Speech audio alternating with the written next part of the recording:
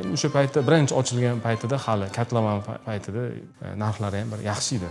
Boladan so'rasam, siz olganingizdan beri 2 barobardan ko'p oshib ketdi o'sha narxlari. 2 yil ichida shunchaga ko'tarilgan bo'lsa, hali bitmagan joyiga. Bu hali bitgandan keyin, to'lishni boshlagandan keyin, tagiga yaxshi anaqa ochilgandan keyin shundoq ham narx oshadi. Hamma narsa ortig'i bilan, zo'ri bilan bo'lyapti. Va'da qilingan narsalardan zo'rlari bo'lyapti. Hozir men o'zim ichkariga kirib ko'rib chiqdim. Ko'zim bilan ko'rgan narsalarim hozir ichkarida ishlatilayotgan narsalarni ko'rdim. Hamma narsa mehr bilan.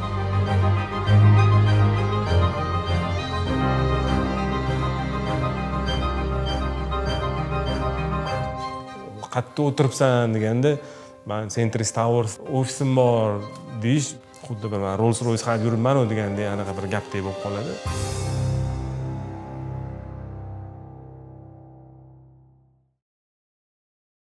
Assalomu alaykum. Ismim Sarvar. Burchmiller Resort degan anaqa dam olish maskanimiz bor. O'shani egalaridan biriman. Undan tashqari Kanstik, Kansler brendlari, ya'ni ommaga tanish bo'lgan brendlarning egalaridan biriman. Undan tashqari juda ham yana boshqa ko'p loyihalarimiz bor. Ular ko'proq Optimda anaqa ishlaganligi uchun ommaga chiqmagan nomlar. Undan tashqari hozir mana yana yangi bir ikkita loyihalarga kirishyapmiz. Ular amalga oshgandan keyin ularni ham brendlarini sekin aytishni boshlaymiz. Shu tadbirkorimiz Hasan akamning shogirdlariman.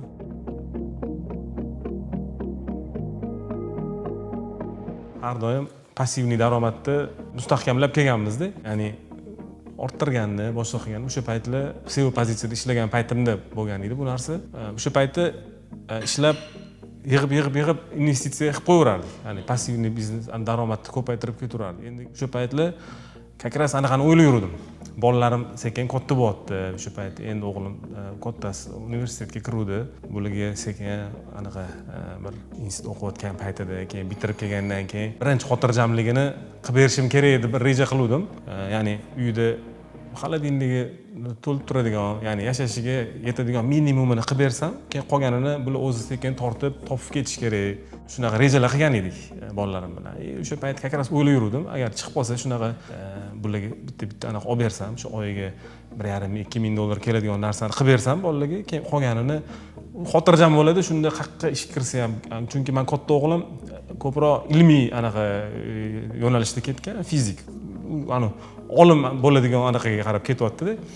Endi ularga xotirjam bo'lish kerak. Ya'ni pul topishni o'ylash kerak emas. Ya'ni xotirjam uyda nimadir bo'lishini qilib qo'ysa, keyin sekin u yoqda ilm bilan, boshqa bilan bo'lib o'zini shu ilmini ustida ishlasa, keyin sekin pul o'zi keladigan paytlari keladi.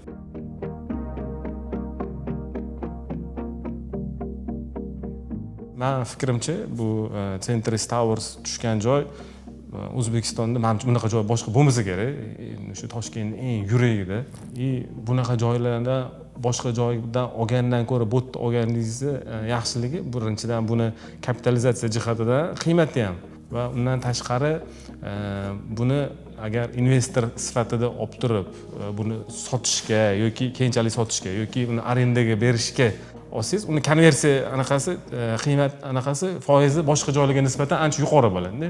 Undan tashqari, agar arendaga beradigan bo'lsangiz, arenda qiymati ham boshqa joyga nisbatan yuqori. Endi o'sha paytda birinchi ochilgan paytida hali kotlovan paytida o'sha esimda men necha pulga olganimiz, narxlari ham bir yaxshi edi. Oldik. Men o'sha boladan so'rasam, siz olganingizdan beri 2 barobardan ko'p oshib ketdi o'sha narxlari. 2 yil ichida shunchaga ko'tarilgan bo'lsa, hali bitmagan joyiga. Bu hali bitgandan keyin, to'lishni boshlagandan keyin, tagiga yaxshi anaqalar ochilgandan keyin shundoq ham narx oshadi. Bundan tashqari, bu vaqt o'tgan sari boshqa bunaqa joylar qurilmaydi-ku. Bu yerga talab oshaveradi. Ikkita ofis olgan ekanman, boshida birinchi ochilganda. O'shanda niyat qilib ikkita o'g'limga, bittasini bitta o'g'limga deb anaqa qildim. Bitta qaysidir anaqa ochilgan paytda, qaysidir blok, o'sha men bloklar nomlarini uncha eslolmayman. Qaysidir yana bitta blok ochilgan paytda yana bitta ofis oldim. O'zi bir 4 ta oldimda yurdim, 3 ta ekan. Xayolda esimda edi. 4 ta olsam bo'lar ekan deb bir anaqa qilib qo'yaman. O'sha rejalarim o'sha bolalarim uchun anaqa qildim. Agar o'sha payt qo'limda ko'proq pul bo'lganda, ko'proq olurardim. Endi agar kimdir so'rasa, men shu yerdan olgan deb aytgan bo'lardim. Chunki boyagi aytganimdek konversiya jihatidan baribir investorlar har bir to'lagan puliga qaytishini hisoblab chiqaradi, qanchadan chiqishi mumkin deb. Ya'ni boshqa joyda u shunaqa bir qanaqa shunaqa qiymatli narsa olsa, u yerdan keladigan pulidan o'sha arendasidan bu yerga namnoga ko'proq bo'ladi, chunki bu anaqasi bu jozibadorligi, bu yerda anaqa upravleniyasi keyinchalik men sizlar rejalaringizni bilaman-ku, qanaqa bu nimalar bo'lishini bu yerda. Xo'p, men o'sha boshida bu yerda o'tgan paytimda bu anaqa bu informatsiyalar hali yo'q edi. Ya'ni men siz bilan bularni gaplashgandan keyin bildimki ko'p, ya'ni bu yerda hozir nimalar reja qilayotganingizni.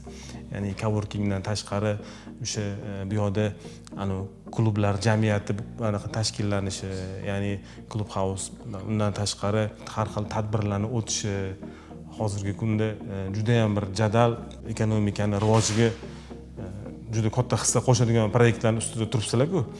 Ya'ni bu yerga o'zgacha mehr berilayotganligini men his qilyapman-da. Endi avvalambor u sizlarga anaqa nima deydi, u tavsiya beradigan anaqa ham yo'q, chunki hamma narsa ortig'i bilan, zo'ri bilan bo'lyapti. Va'da qilingan narsalardan ham zo'rlari bo'lyapti. Hozir men o'zim ham ichkariga kirib ko'rib chiqdim ko'zim bilan. Birinchidan tezlik tez bo'lyapti. Keyin ko'rgan narsalarim hozir ichkarida ishlatilayotgan narsalarni ko'rdim. Hamma narsa mehr bilan, misol uchun ishlatilayotgan liftlar ham o'tislar qo'yilyapti. Endi dunyoda birinchi o'rinda turadigan anaqalar narsalar ishlatilyapti. Keyin ustidagi fasadga ishlatilayotgan materiallarni ham u juda qimmat narsalar ishlatilyapti. Bu lokatsiya bitta, yana kelajakda bir ikkita bo'lishi mumkin, boshqa bo'lmaydi. O'shaning uchun bu yerga обязательно keladi. O'sha eng zo'r brendlar hammasi bu yoqqa keladi.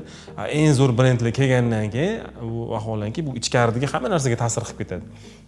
Qayerda o'tiribsan deganda, men Centris Towers'da ofisim bor deyish bu уже anaqaga aylanadi. Ya'ni bir xuddi bir Rolls-Royce haydab yuribman degandek anaqa bir gapdek bo'lib qoladi. O'shaning uchun bu обязательно buni ushlash kerak. Bu investorlar uchun ham juda ham jozibador. Bu bunaqa bo'lgandan keyin обязательно anaqa bu kapitalizatsiyasiga ham ta'sir qiladi. Ya'ni olgan odam xotirjamligi yanada kuchayadi. Men bu sotmayman. Shu boya aytganimdek, diversifikatsiya qilish kerak deganda, ya'ni uzoq muddatga qo'yilgan anaqaga aktivlar ham qilib bo'lish kerak. Обязательно bu lokatsiyada bunaqa lokatsiya boshqa bo'lmasligi uchun bu sotilmaydi, sotilmaydi, arendaga beriladi. Endi agar qaysidir o'zimizni loyihani olib kiradigan bo'lsak ham, baribir arendaga berib o'zimni qaysidir loyihani olib kiraman, chunki bu yoqda ofislar ko'p bo'lganligi sababli bizning qaysidir loyihamizga ham qiziq bo'lishi mumkin. Ya'ni men kanslerni misol uchun olib kirib qo'ysam, butun ofislarni hammasini ofis tovarlari bilan ta'minlab turish anaqa g'oyasi ham bor. Balki juda ham to'g'ri qaror qabul qilgansizlar.